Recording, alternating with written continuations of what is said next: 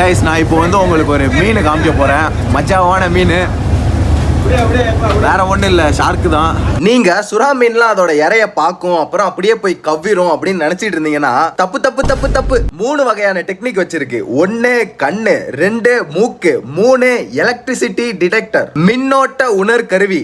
ஆமா வச்சிருக்கு. அது என்னன்னு விலாவரியா எக்ஸ்பிளைன் பண்ணதா நான் கையில வச்சிருக்கேன். பால் சுறா, அதான் milk shark. Scientific name Rhizoprionodon acutus. வரிசைப்படி பார்த்தா இவன் முதல்ல யூஸ் பண்றது மூக்கு தான். தூரத்துல வர டார்கெட்டை ஸ்மெல் பண்ண முடியும். அப்படியே வாசனையை மோப்ப முடிச்சுக்கிட்டே நாய்க்குட்டி மாதிரி வாசனை வர சைடே போவான். இந்த மாதிரி பண்றதுனாலயே சுறாக்கள் எல்லாம் கடலோட நாய்க்குட்டின்னு கூட சொல்லுவாங்க. செகண்ட் கண்ணு. சுறாக்கெல்லாம் கண்ணு ஆஹா ஓஹோலாம் தெரியாது, சுமாரா தான் தெரியும், கொஞ்சம் தூரத்துக்கு பார்க்க முடியும், அவ்வளவுதான். 3வது தான் மெயின் மேட்ரு, எலக்ட்ரிசிட்டி சிக்னல்ஸை கண்டுபிடிக்கும். தோ நல்லா பாத்தீங்கன்னா வாயிட்ட சின்ன சின்ன டாட் டாட்டா இருக்குல்ல, அது பேரு ஆம்பிளே ஆஃப் லாரன்சினி. அந்த டாட்ஸ் எல்லாம் சென்சார் மாதிரி வேலை செய்யும். ரொம்ப கம்மியான லைட்டா எலக்ட்ரிசிட்டி வந்தாலும் அதால வந்து உணர முடியும். ஒரு விலங்குமே அதோட உடம்புல இருந்து கொஞ்சம் அளவுக்கு மின்சாரத்தை வெளிவிடும். ஏன் மனுஷங்க நமக்கே ஹார்ட் துடிக்கும் போது லைட்டா எலக்ட்ரிசிட்டி உருவாகும். சரி, அதை வச்சு இவனுங்க எப்படி இறைய பிடிப்பானுங்கன்னா, இப்போ ஒரு திருக்க மீன் மண்ணுக்குள்ள புதைஞ்சு மறைஞ்சிட்டு இருக்குன்னு வச்சுப்போம். அதை சுறா மீன் கிராஸ் பண்ணும்போது அந்த திருக்க கிட்ட இருந்து வர எலக்ட்ரிசிட்டி சிக்னல்ஸ் வச்சு ஆஹா இங்க எவனோ இருக்காண்டா அப்படின்னு சொல்லிட்டு சுறா மீன் கண்டுபிடிக்கும். அதை அப்படியே கண்டுபிடிச்சதுக்கு அப்புறம் நம்ம போய் கவ்விடுவான். சரி, அவன் கவ்வுறது இருக்கட்டும், நீங்க அப்படியே லைட்டா ஃபாலோ பண்ணிருங்க. அப்புறம் ஒரு ப்ரோ எனக்கு டிஎம் பண்ணி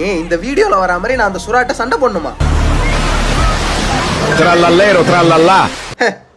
ஏன்டா டேய், இந்த மாதிரி சுறாலாம் நான் அசால்ட்டா அடிப்பேன்டா. மகடா டேய், வாழ்க்கையில விளையாட பாக்குறான்.